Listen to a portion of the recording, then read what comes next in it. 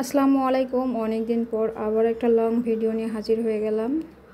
তো এই তো আমার আম্মুর গাছের সবজি বাগান থেকে আজকে সবজি উঠাবো। আর এখানে দেখেন বৃষ্টি হয়েছে, যার দরুন এই পুকুরটা একদম ভরাট হয়ে গেছে পানিতে। তো এখান থেকে আমি লাউ পেড়ে নিচ্ছি। আর এটাকে কি বলে, ধুন্দুল বলে, আমাদের এলাকায় এটাকে পরশও বলে। তো এখানে কিছু হচ্ছে লাউ পাতাও নেওয়া হচ্ছে, ভাইপো আর কি সবজি খিচুড়ি খাবে তার জন্য। তো এখানে অনেকগুলা লাউ আছে, মাশাআল্লাহ অনেক লাউ হয়েছে। আর এখানে ওটা কি বলে, এটাকে উস্তে বা করলা যেটা বলে। তো আমাদের গ্রামে ছোট ছোট এগুলাকে উস্তে বলে, আর বড়গুলাকে করলা বলে। তো আমার আম্মু সবজি বাগানে এখানে অনেক সবজি, টমেটো, লাউ, পরশ সব ধরনের আর কি সবজি লাগাইছে। তো আমি এখানে একটা লাউ হচ্ছে কেটে নিয়েছি, আর দু একটা আলু দিয়েছি। তো আমাদের বাঙালিদের জাতীয় মাছ হচ্ছে পাঙ্গাস মাছ। তো পাঙ্গাস মাছ দিয়ে আজকে লাউ রান্না করব। তো মাছগুলোকে লাল লাল করে ভেজে নিতে হবে, কারণ আমাদের বাসা হচ্ছে ঝিনাইদহ জেলা। তো এই জেলার মানুষগুলো মাছ ভেজেই তরকারিতে খায়, বুঝছেন। অনেক জেলায় কাঁচা মাছ খায়, তবে আমার ওইটা ভালো লাগে না, মাছে গন্ধ করে। তো ভাজা মাছের ওই তেলেই আর কি লাউগুলোকে দিয়ে দিব। এখন দিয়ে দিব হচ্ছে লবণ দিয়ে ঢাকনা দিয়ে ঢেকে এটাকে আমি 5 মিনিটের মতো রান্না করব। প্রথমে শুধু লবণই দিতে হবে, কারণ লাউ প্রথম অবস্থায় হলুদ দিলে লাউ শক্ত হয়ে যায়। তো আমাদের এইদিকে এইভাবেই রান্না করে। তো লবণ দিয়ে ঢাকনা দিয়ে দিলাম। এখান থেকে কিন্তু পানি ছেড়েছে, বুঝছেন। এই পানিতেই লাউটা সিদ্ধ হয়ে যাবে।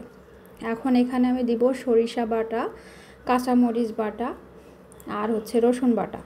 তো রসুন, সরিষা আর হচ্ছে কাঁচামরিচ একসাথে বেটে নিয়েছি, সেটা দিয়ে দিচ্ছি। তো লাউ রান্নার এই টেকনিকটা আপনারা ফলো করতে পারেন, তাহলে লাউ কিন্তু খুব ভালো সিদ্ধ হবে এবং খেতে অনেক মজা লাগে। এখন এই অবস্থাতে আমি দিব হলুদটা আগে দিলে লাউ কিন্তু সিদ্ধ হয় না, শক্ত হয়ে যায়। তো দেখেন এইভাবে রান্না করেছি, লাউটা একদম গলে গেছে। আর যেহেতু একদম ফ্রেশ লাউ, নিজেদের গাছের লাউ, কোনো হচ্ছে সার বা কীটনাশক দেওয়া নাই, তো এগুলো খেতে কিন্তু অনেক মজা হয়। তো এখন হলুদটা দিয়ে দিয়েছি, আর লাউ থেকে যে পানিটা ছেড়েছে সেটা দিয়ে কিন্তু এই লাউটা রান্না হয়ে যাবে। জাস্ট কষানোর এই যে পানিটা যখন শুকিয়ে যাবে তখন একটু ঝোলের পানি দিতে হবে। তো এখন মাছটা দিয়ে দিচ্ছি। মাছ দেওয়ার পরে এখানে আমি দিচ্ছি হচ্ছে আপনার জিরা বাটা এবং পেঁয়াজ বাটা।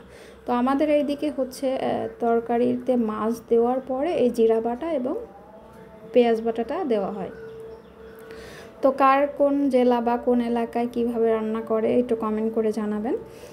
দেন এরপরে হচ্ছে ঝোলের পানিটা দিয়ে দিলাম। এখন ঢাকনা দিয়ে আবারও ঢেকে দিব, ঝোলটা হচ্ছে মানে যে ঝোলটা, গ্রেভিটা এটা ঘন হওয়ার জন্য।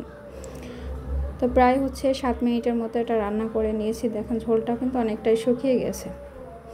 আর লাউ রান্নাতে বেশি ঝোল কিন্তু ভালো লাগে না। তো রান্না বান্না শেষ।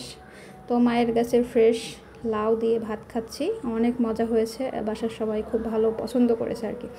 বাজারের লাউ আর বাসায় লাগানো লাউয়ের ভিতরে অনেক পার্থক্য। তো যারা বাসায় সবজি গাছ লাগান তারাই এটা বুঝতে পারবেন। তো আজকের ভিডিওটা এই পর্যন্ত। সবাই ভালো থাকবেন, সুস্থ থাকবেন। আল্লাহ হাফেজ।